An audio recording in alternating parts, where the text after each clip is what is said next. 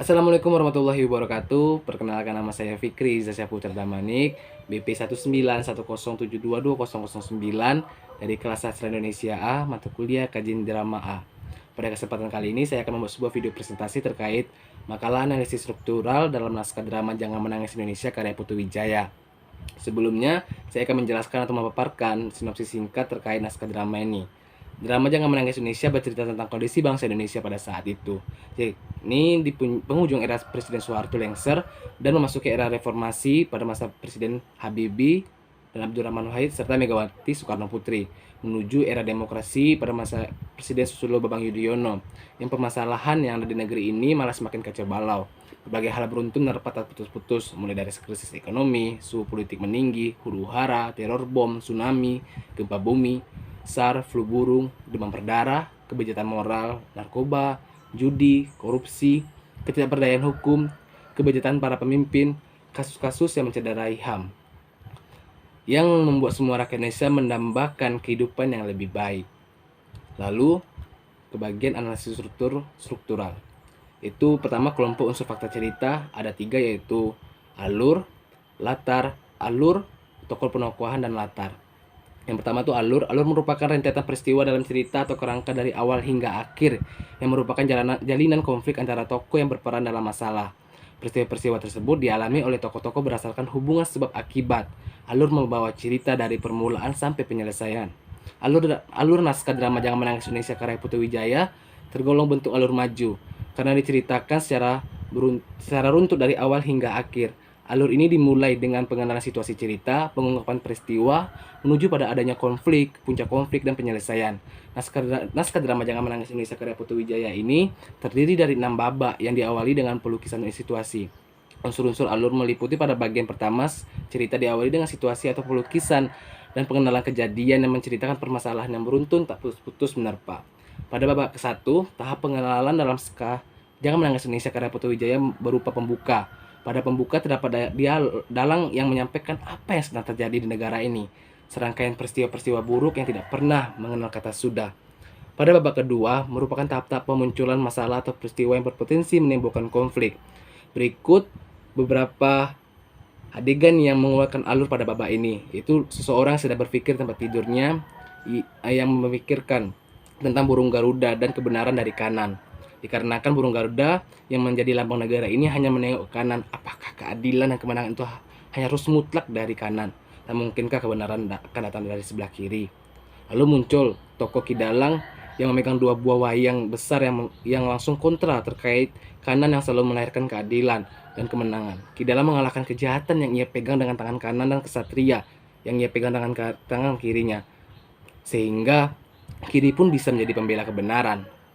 Adegan berikutnya, seorang sedang di tempat tidurnya itu terbangun karena merasa mendengar sesuatu dan dia merasa heran dan aneh karena ia begitu jelas mendengar suara ada yang memanggilnya, namun dibantah oleh Hansip yang sedang bertugas malam. Pada babak ketiga, merupakan tahap peningkatan konflik yang terdapat dalam cerita. Berikut beberapa adegan yang menguatkan alur pada babak ini. Pada bagian ini terdapat seorang tokoh Munir yang menemui seseorang yang ada di tempat tidur yang merasa tadi memanggil-manggilnya. Terjadi percakapan yang cukup panjang di antara keduanya. Munir yang mengekspresikan kekecewaan kepada seseorang itu terkait situasi dan kondisi Indonesia yang tak habis-habisnya dengan ketidakbenaran, serta memberitahu ke seorang itu bahwa ia telah memanggil sejak 30 tahun yang lalu, tapi tidak ada jawaban sampai pada akhirnya Munir telah mati karena kebengisan sejarah. Setelah memberitahu akan hal itu, Munir pergi, meninggalkan seseorang itu dan meninggalkan Indonesia. Sontak seseorang itu berteriak meminta Munir kembali. Adegan selanjutnya ditandai dengan berderingnya sebuah telepon seseorang. Ia panik mencari teleponnya hingga akhirnya ia menemukan dan menjawab telepon itu. Marsina, seorang tokoh wanita yang diperkosa dan dibunuh dengan keji, yang menelepon seorang itu dan menjelaskan bagaimana ia diperkosa dan dibunuh oleh para suruhan, dan berteriak meminta tolong pada seorang itu dalam situasi menjerit dan berteriak padahal ia telah mati. Seorang itu panik, semakin panik karena teriakan Marsina semakin keras, dan ia berusaha membantu Marsina yang sudah mati. Pada bagian keempat, hanya terjadi sebuah peristiwa visual yang penuh dengan makna yang dalam. Perempuan yang hendak diperkosa tadi memancing 2 laki-laki yang mengikutinya. Lalu ia memfokuskan 2 laki itu pada lilitan tali, dan salah satu orang laki itu menjadi pemimpin berusaha mengambil tali. Pemimpin berhasil terbunuh dan seorang-seorang menjinakkan bandot. Pada babak kelima masih menunjukkan konflik-konflik yang mengarah pada sebuah klimaks. Pada bagian ini, pada babak kelima dan babak keenam itu menunjukkan konflik-konflik yang mengarah pada sebuah klimaks dan pesan dari sebuah naskah ini yang adegan yang mengeluarkan alur pada babak ini, babak kelima dan babak keenam ini, yaitu masuki adegan ini tunjukkan oleh seorang koruptor yang sedang membawa puluhan kotak-kotak yang mengartikan hasil dari pengkorupsian yang telah ia lakukan, kemudian berbicara dengan nada bangga ke arah penonton, mengucapkan terima kasih atas jasa korupsi sehingga hidupnya terselamatkan bagi manusia kelas 1. Lalu koruptor pun berbicara terhadap tokoh perempuan yang mengatakan tidak ada hukum yang akan menyentuh isi perutnya. Kemudian muncullah seorang jenderal yang meringkus si koruptor, memberikan perintah untuk menangkap si koruptor dan eksekusi sampai mati. Kemudian ajudan jenderal meringkus kotak-kotak itu dan hendak membawanya pergi. Namun koruptor memberikan duit pada jenderal dan ajudannya, sehingga jenderal mengeluarkan perintah baru kepada ajudannya bahwa menangkap tanpa bukti sama saja melanggar hukum, dan mereka meninggalkan koruptor, tetapi membawa uang yang telah diberikan koruptor. Koruptor tertawa, seakan menyadari hal itu, cara membebaskan diri. Adegan selanjutnya, jenderal dan ajudannya kembali dengan seabrek bukti. Ketika jenderal akan berbicara, ia langsung dihujani oleh duit sehingga ia mengajak ajudannya kembali pergi beralasan kita harus mencari bukti yang lainnya. Namun sambil membawa uang pemberian itu, kembali koruptor tertawa dan duit tetap berkuasa. Jenderal muncul mengulangi kalimat koruptor seakan penuh dengan rasa bangga. Jadi dia mengatakan, hanya hitam yang mampu membuat putih menjadi lebih putih. Lalu koruptor tertawa, benar-benar tertawa, seakan ia merasa berhasil mencuci otak mendoktrin orang-orang. Lalu masuk bagian 2, yaitu tokoh atau penokohan. Pada jalinan naskah drama Jangan Menangis Indonesia ini terdapat 4 tokoh sebagai tokoh protagonis. Tokoh-tokoh tersebut adalah seseorang, Soekarno, Marsina, dan Munir. Dalam cerita tokoh, seorang lebih dominan membawa perkembangan cerita. Namun ketiga tokoh tersebut masing-masing memiliki misi cerita sendiri yang ingin disampaikan dan saling mempengaruhi, sehingga keempatnya pada posisi protagonis. Tokoh seseorang itu tokoh yang disimbolkan sebagai siapapun yang menjadi korban dari dampak kekacauan yang terjadi di Indonesia, yang entah harus berbuat apa melihat tingkah laku pola pemimpin Indonesia. Sebagian besar rakyat Indonesia bobrok moralnya, mungkin juga ia termasuk salah satunya. Juga ada tokoh Munir yang menuntut haknya.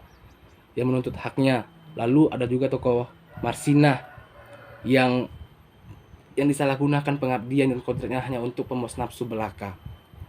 Lalu tokoh antagonis naskah drama Jangan Menangis Indonesia ini ada jenderal sebagai tokoh agonis serta ajudannya serta koruptor dan laki-laki pemerkosa. Kelakuan jenderal ajudan dalam cerita inilah yang menentang dan menunjukkan hal-hal krusial yang memang digunakan untuk tujuan pencapaian maksud cerita. Di sini salah satu dialog koruptor itu menunjukkan bahwasanya dia adalah tokoh yang antagonis, yaitu dia tuh berhasil berbangga hati terhadap pencapaiannya terhadap yang telah ia lakukan dengan korupsi. Dia berharap ia akan menjadi sebuah rentetan cerita dengan tinta emas di negara ini. Dia menganggap dia adalah idola, televisi akan menyiarkan dia dan dia akan ditonton oleh seluruh masyarakat atas hasil yang telah ia capai. Dalam dari kutipan di atas, jika dikaitkan dengan kenyataan terjadi di Indonesia sekarang, tidak jauh berbeda dengan apa yang dikatakan oleh tokoh koruptor naskah drama Jangan Menangis ini sekarang Putri Jaya. Karena kondisi masyarakat terutama para pejabat negara kita sekarang yang seolah berlomba-lomba melakukan tindak korupsi. Ketika mereka memegang suatu jabatan memiliki pengaruh besar bagi bangsa dan rakyatnya, mereka rela menukar amanat dari rakyat untuk menyejahterakan dan berlaku adil pada rakyatnya dengan materi berupa uang maupun harta lainnya, baik yang disuap maupun dari ambisi pribadi. Lalu ke tokoh protagonis dalam cerita naskah drama Jangan Menangis Indonesia.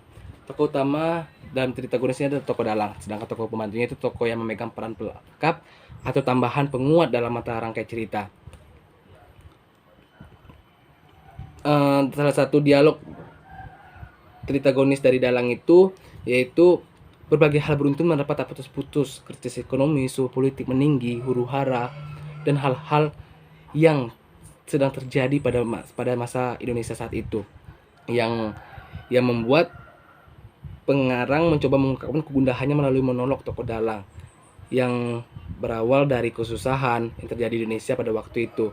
Namun beliau menyimpan harapan, jika saja kita selaku masyarakat Indonesia bersedia menerima segala apa yang telah terjadi, belajar dan sadar, lalu berjuang membalikkan segala kekacauan yang terjadi, muncul menjadi sebuah kemenangan yang menyejahterakan seluruh rakyat Indonesia. Lalu masuk bagian ketiga, itu latar. Latar suatu cerita merupakan dunia rekaan yang di dalamnya mencakup tempat, sistem sosial dan budaya, alat dan waktu yang di dalamnya segala peristiwa terjadi di mana tokoh-tokoh melakukan tindakan. Ada 3, itu latar tempat, yaitu rumah Marsina, rumah seseorang, medan perang, di meja makan, dan tempat hiburan. Latar suasana sedih, haru, penuh heran, marah, benci, tegang, lucu, dan seram. Salah satu dialog yang menunjukkan suasana sedih itu terjadi pada saat tokoh Munir dan tokoh seseorang. Tokoh Munir yang memanggil 30 tahun yang lalu, dia mengatakan, kenapa kamu baru sadar dan membuka pintu setelah aku dibunuh dan seluruh keluarga aku dibungkam habis-habisan. Lalu seseorang mengatakan, ya Tuhan, aku tidak tahu kemana saja aku selama 30 tahun yang lalu. Kenapa aku tidak bisa mendengar? Kenapa aku tidak bisa melihat? Kenapa aku mendem? Mungkin aku terlalu sibuk bekerja. Dialog di atas memperlihatkan situasi yang cukup mengharukan, bahkan bisa membuat kita merasa sedih. Lalu ada juga dialog yang berisikan sebuah leluconan yang mematahkan ketegangan keseriusan dalam cerita, seperti tokoh dalang yang mengatakan bahwasanya tuh, ini apakah ini acting? Jadi kita sedang berada dalam drama ya gitu. Jadi dia mematahkan sebuah percakapan dengan gayanya bahwasanya dia itu mengetahui kalau yang sedang terjadi itu adalah sebuah perdramaan. Lalu latar waktu malam hari, bukti dari ini dengan dialog seseorang itu, kenapa kamu memanggil aku malam-malam begini? Lalu ada latar waktu tengah malam dengan bukti yang nggak ada, masa ada sih orang bengok-bengok tengah malam begini. Itu yang disampaikan oleh dalang. Lalu latar sosial, adanya kasus pembunuhan, kezaliman, kekhawatiran, yang sebagai bukti dialognya itu terus dari Marsina. Terus dia yang mengatakan bahwasanya yang bunyi dialognya seperti, terus dia menyewa pembunuh bayaran mas, malam-malam aku disuruh ke Bogor menyelamatkan dokumen rahasia, tapi di jalan tol aku ditarik keluar, lalu rame-rame digagahi, termasuk sopir taksi jahanam itu malah naik 2 kali. Aku melawan tapi kemudian aku dipukul sampai hancur, tubuhku dilempar ke tengah jalan, lalu sebuah truk kontainer menabrakku sampai gepeng di atas tanah. Mereka tuh masih sempat merokok mengawasi kalau aku bergerak-gerak lagi. Setelah itu mereka bagi-bagi uang lalu pergi. Lalu masuk ke bagian sarana sastra. Sarana sastra ini ada sudut pandang, gaya bahasa, simbol-simbol imajinasi, dan pemilihan judul. Yang pertama itu sudut pandang. Sudut pandang orang pertama utama, yaitu seseorang, Marsina dan Munir. Dikarenakan ketiga tokoh tersebut memiliki perasaan yang dapat mereka sampaikan kepada penonton yang menghadirkan simpati akan hal yang telah mereka lalui. Bukti dari hal tersebut dari adegan itu, tokoh seseorang disebutkan sebagai siapapun menjadi korban dari dampak kekacauan terjadi di Indonesia, yang entah harus berbuat apa melihat pola tingkah para pemimpin Indonesia. Sebagian besar rakyatnya bobrok moralnya, mungkin juga ia termasuk salah satunya. Lalu Marsina yang menjadi simbol para wanita yang juga disalahgunakan pengabdian kodratnya hanya untuk pemuas nafsu belaka. Marsina sebagai simbol dari perempuan yang menderita akibat disalahgunakan perannya. Lalu ada Munir yang menuntut haknya karena pengabdian pada negara telah mengantarkannya pada kematian akibat ulah orang-orang yang tidak senang pada sampai keluarganya pun ditindas. Lalu sudut pandang orang pertama sampingan, yaitu Jenderal Ajudan. Tokoh Jenderal Ajudan hadir dalam situasi-situasi yang mengangkat tujuan cerita naskah tersebut. Tidak selalu hadir dalam situasi, tapi hadir dalam momen yang telah ditentukan oleh si pengarang. Tokoh Jenderal Ajudan hadir di awal dialog untuk menunjukkan topik apa yang akan diangkat dalam naskah cerita tersebut. Kemudian muncul lagi dalam peran fungsi yang ingin diangkat, apa yang ingin disampaikan pengarang. Pada khalayak seperti pada saat bagian korupsi, ketika situasi yang tak terduga pun jenderal dan ajudannya muncul, seperti dalam jenderal melarang atau mengusir dalang ketika ia sedang lelucon saat peristiwa yang serius. Lalu sudut pandang orang ketiga tidak terbatas, yaitu dalang. Dalang bisa dengan leluasa berganti-ganti tokoh yang mengetahui dan melakukannya akan semuanya.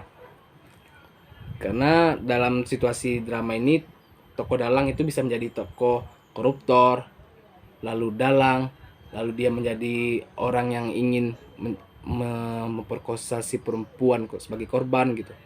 Lalu termasuk ke bagian 2 dari salah yaitu gaya bahasa. Gaya bahasa yang digunakan pada drama Jaka Menangis Indonesia adalah gaya bahasa yang lazim dipakai pada masa sekarang ini.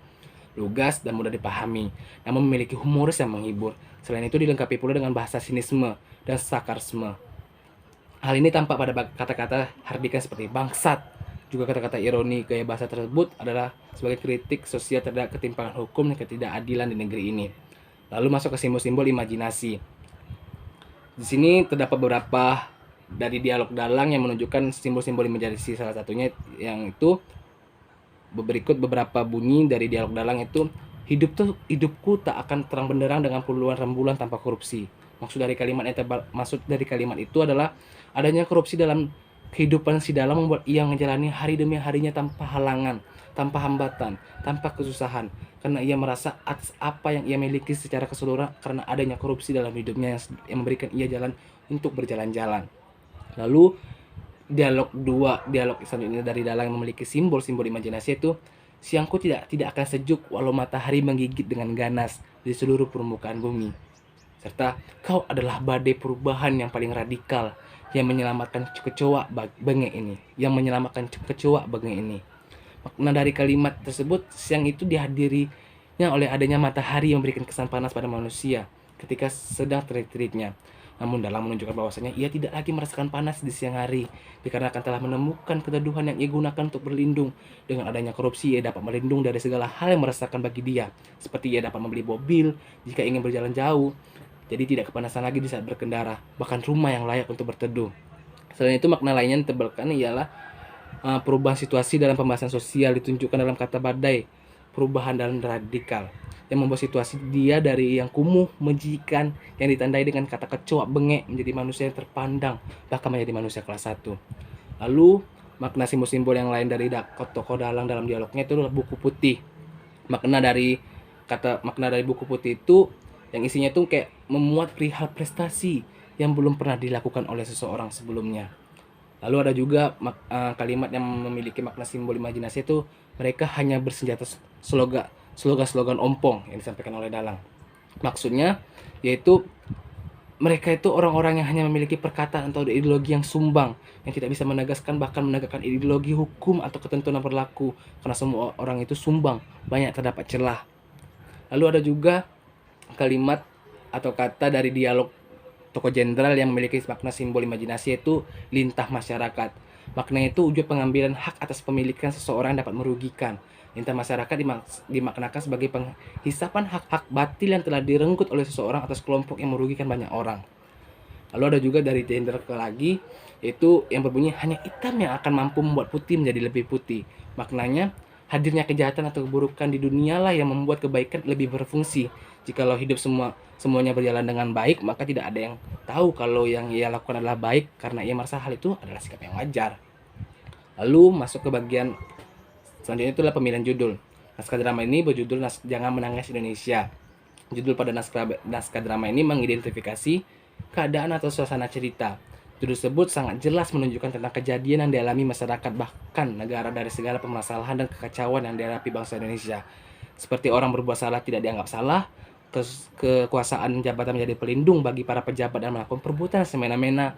Siapa yang kuat, dialah yang berkuasa. Meskipun di mata hukum ia memiliki kesalahan besar gunung, dia tidak dianggap salah. Korupsi dianggap sebagai menjadi tradisi. Begitu pula kebatilan-kebatilan lainnya sudah dianggap sudah menjadi sesuatu yang biasa. Makna pemilihan judul Jangan Menangis Indonesia ini dapat dikatakan sebagai kalimat seruan terhadap segala sesuatu yang terjadi secara universal, agar masyarakat tidak lemah ataupun pasrah dengan segala kekacauan ini. Perlu dilakukan sebuah sikap yang menunjukkan negara ini akan lebih baik ke depannya. Sederhananya, kita tidak diminta untuk pasrah dengan keadaan. Kita harus bangkit dan memberikan sebuah bukti bahwa kita dapat membawa negara ini ke puncak merdekanya. Lalu ke bagian tema. Tema merupakan dasar dari semua pokok persoalan cerita yang menghubungkan unsur-unsur cerita. Dengan adanya tema, penikmat dapat memahami apa yang ingin disampaikan pengarang melalui karya ciptanya. Tema dalam naskah drama Jangan Menangis Indonesia ini terbagi dua, yaitu tema mayor dan tema minor. Tema mayor naskah drama ini adalah segala permasalahan dan kekacauan yang dihadapi bangsa Indonesia, seperti yang telah disampaikan dalang pada monolog awal naskah drama. Lalu tema minor naskah drama ini adalah pertama, korupsi yang telah mengakar di kalangan elit politik sudah menjadi radiasi. Yang kedua, sikap toleransi kepada hak asasi manusia. Lalu masuk ke sarana panggung atau pertunjukan. Sarana panggung atau pertunjukan naskah drama Jangan Menangis Indonesia ini terdiri dari bentuk panggung, dekorasi panggung, serta setting panggung. Bentuk panggungnya itu satu arah dari depan. Terus dekorasi panggung itu terdapat kursi seperti singgasana yang menunjukkan bahwasannya ini adalah tempat bahwa tempat yang tertinggi yang sangat-sangat diperebutkan oleh orang-orang. Lalu ada kain atau layar putih yang digunakan sebagai kamar dari seseorang dan sebagai tempat munculnya wayang besar. Lalu ada wayang. Wayang ini digunakan sebagai kayak wayang ini memiliki peran yang kayak ada dia yang menghukum jenderal ajudan pada naskah. Lalu ada foto-foto pejabat yang digunakan saat bagian koruptor dialog tentang bagaimana hidupnya sangat beruntung dikarenakan adanya korupsi. Koruptor bicara sambil mengarah kepada foto-foto yang dipajang terkait bagaimana situasi negeri ini. Pemerintahnya yang hanya memiliki slogan ompong dan para aparatnya yang bisa dengan mudah diajak kerjasama hanya karena uang. Lalu setting panggung, itu dari busana tokoh Soekarno, busana seseorang, busana Hansip, busana Munir, dan Marsina yang sesuai dengan peran-perannya. Lalu hubungan tema dengan sarana panggung. Drama Jangan Menangis ini kan bertemakan penyimpangan hukum dan berkuasanya kebatilan. Pada karya tersebut diceritakan bahwa orang berbuat salah tidak dianggap salah. Kekuasaan dan jabatan menjadi pelindung bagi para pejabat dalam melakukan perbuatan yang semena-mena. Siapa yang kuat dialah yang berkuasa. Meskipun di mata hukum ia memiliki kesalahan besar sebesar gunung, dia tidak dianggap salah. Hal itu semua ditunjukkan oleh sarana yang mendukung seperti dengan kursi yang berbentuk singgasana. Kursi tersebut menunjukkan bentuk kekuasaan yang saling diperebutkan karena banyak tokoh yang berusaha duduk di kursi itu. Selain foto-foto pejabat pemerintah pun ikut serta dinampakkan sebagai wujud protes yang diangkat pada tema cerita. Karena siapa yang kuat di antara mereka, maka orang itulah yang akan berkuasa. Dan juga sebagai wujud pesimistis terhadap pemerintah yang tidak dapat berbuat banyak karena tidak mampu memberantas penyimpangan dan penyalahgunaan kekuasaan dilakukan oleh oknum-oknum pejabat. Lalu ke bagian terakhir itu amanat. Amanat itu sebagai bangsa Indonesia harus berpikir dan bertindak untuk menyelamatkan dari permasalahan yang dihadapi bangsa Indonesia agar tidak terjadi lagi peristiwa dan hal yang serupa di Indonesia untuk masa sekarang dan masa ke depannya. Mungkin hanya itu yang dapat saya sampaikan terkait presentasi mengenai analisis struktural naskah drama Jangan Menangis Indonesia karya Putu Wijaya. Saya Fikri, saya mengucapkan terima kasih dan mohon maaf sebesar-besarnya jika terdapat kesalahan dan terlalu cepat karena terbatasnya waktu. Saya mohon maaf dan mengakhiri dengan wassalamualaikum warahmatullahi wabarakatuh.